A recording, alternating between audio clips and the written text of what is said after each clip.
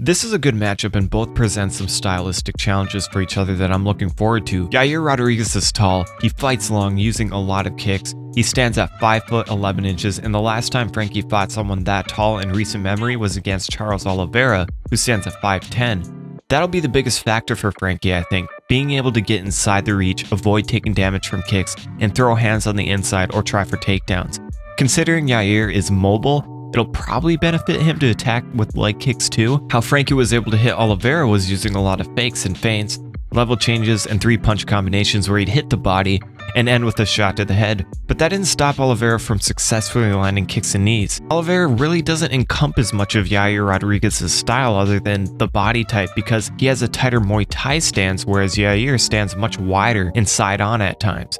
I think Frankie's fight with Benson Henderson is probably the best insight we can really get into what a fight with Yair might look like, especially their rematch.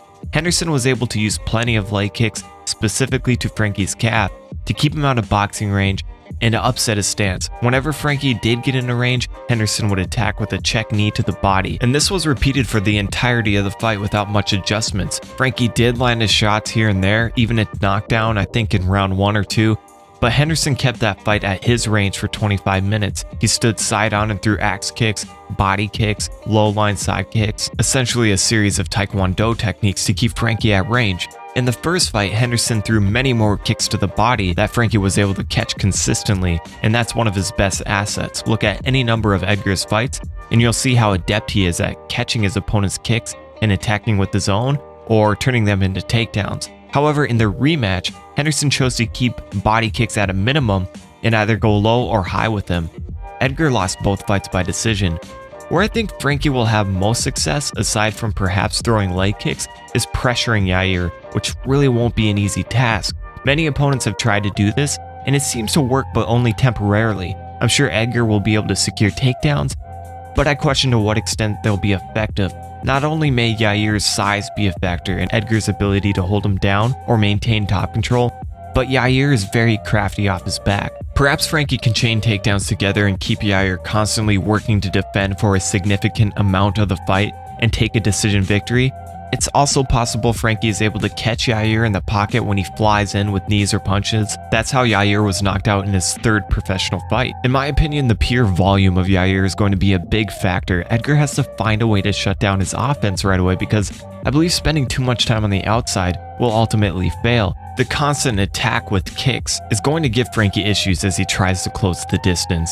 The most difficult aspect of this fight to forecast, in my opinion, is how well Yair will do when he's pressed against the fence defending takedowns, and how well Frankie will do being able to maintain top control. That's the issue with analyzing young fighters because we don't entirely know where their deficiencies lie just yet. Either a huge hole will be exposed and exploited, or they rise above and beyond our expectations, similar to what Cody Garbrandt did to Dominic Cruz.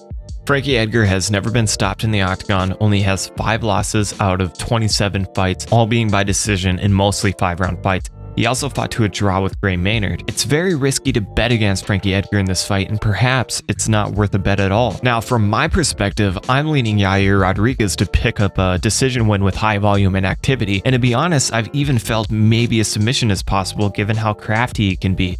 We've seen Frankie caught in guillotines as well from multiple fighters, with Charles Oliveira being the most recent. So at this stage, I'm leaning Rodriguez, but obviously that can change due to any number of factors as fight week rolls on. I always post my picks on Twitter, so make sure to follow me at Rapid MMA. I'd also like to shout out Sean Higgins for hitting me up on Twitter and asking for me to create a UFC Fantasy Pick'em League, so I did just that. Anyone can join. You just have to sign into your account, click the link in the description, and it will add you automatically. That way you guys can smoke me in picks and everybody can see how they stack up against each other. Thanks for watching.